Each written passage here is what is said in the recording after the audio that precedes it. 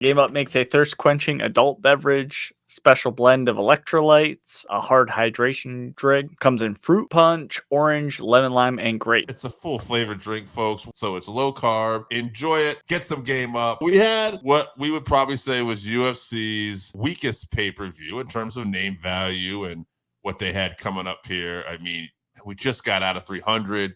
We just saw that they announced, like we said, Conor McGregor's coming up versus Michael Chandler, and Dustin Poirier and Islam Makhachev is coming up. So we have stacked pay-per-views coming up. This was kind of the one that was just like there. But we're going to talk about it a little bit right now. UFC 301. It was an event. It was a pay-per-view. It was from Brazil. It had some moments on it. Before we get started, one thing I will say, now Chevy didn't get a chance to watch this, so he's going to go through the results, and I'm just going to give you some potential matchups I'd like to see. One thing I guess we should mention too is Shogun going into the Hall of Fame. That's pretty cool. Yeah, I mean, Pride legend, UFC legend, light heavyweight legend in general in MMA, Shogun. Yeah, Mauricio Shogun Ura. You're talking, if a legacy is measured by fights or championships, he did them both.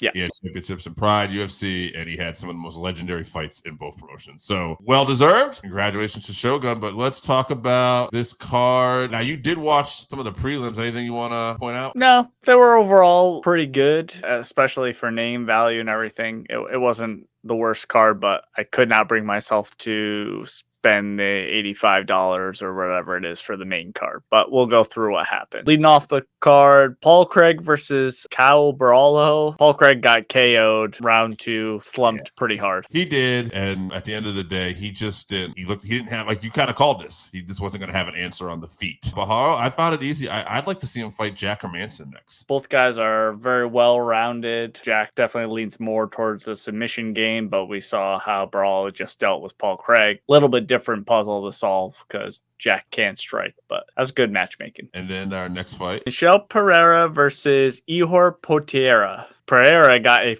round 1 guillotine, but he also backflipped onto Poteiria. He did knee him in the head. I don't know if you saw that. I did. Accidentally, but nothing got called. But yeah, guy's wild. It was kind of glancing blow, but it was still on the head. And I mean, Pereira doing a standing moonsault basically on an opponent. This guy's fucking nuts. You just don't expect people to do that in real fights, but Pereira does it. It's incredible. I want this guy to get a big step up. He's had like 7 or 8 wins in a row now. He called out Jared Cannonier. I love that fight.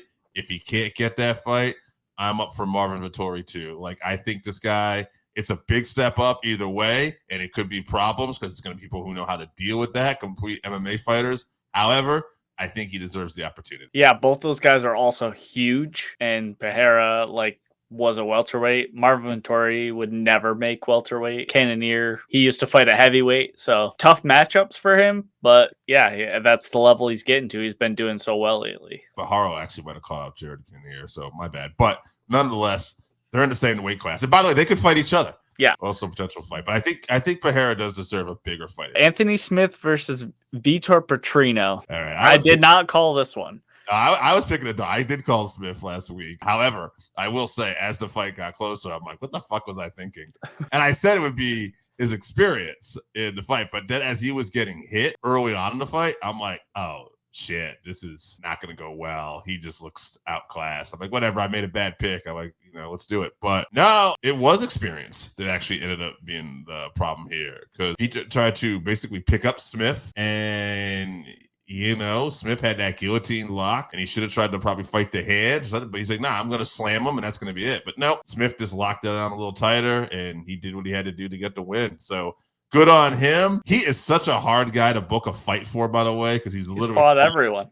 Almost everybody, won or lost. I did not see a fight with him and Nikita Krylov at this point, and I thought, let's book that fight. Fun fight.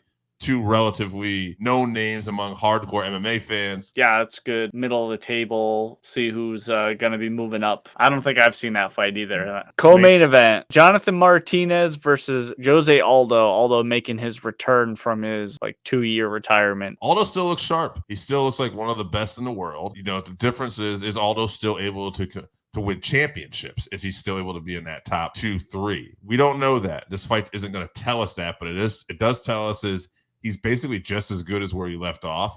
He looks sharp. He hasn't lost a step. So it'll be very interesting to see now if he sticks around, where we might see him do next. I have a couple ideas. I believe they originally wanted to book a fight with him and Dominic Cruz.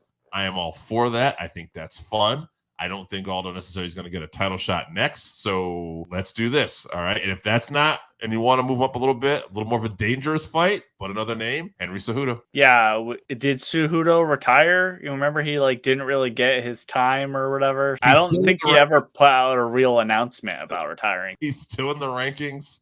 So this could be a good fight to keep him drawn in or whatever, because Aldo is a name and he performed well. So that could move Cejudo up the rankings. Same for Aldo if he gets the win. Cejudo's not that far removed from a fight against Merab that was close. So good to see Aldo back in there. I did see a stat, and I'm not accusing Aldo of anything, but I did see all of his losses happen during the USADA era. And he was 15-0 outside of USADA. We are outside of USADA era again. Although this current drug testing company, whatever they are, has caught a few guys and have put out suspensions, but just noting, not inferring anything. Right. Also, Aldo was still, I would have picked Aldo over Martinez, who's a great fighter, before he left still. He would have been the favorite in my eyes. Right now, we're just saying nothing has changed. But we'll see how he performs. And too, another thing is, sometimes taking time away can be good for you. That's very true. Yeah. I hear he looked very good. So, and Martinez, I think he was on a 6-fight win streak. Tough opponent. Tough division. Alexandre Pantoja versus Steve Erceg. Erceg came to fight. This was a competitive fight for 5 rounds. Some people thought Steve Erceg won the fight. You could have had this 49-46 for Pantoja, like the judges did, or you could have had it 48-47 Steve Erceg. It was just, there was a few close rounds in there. Erceg definitely caught him with an elbow and busted him up a little bit.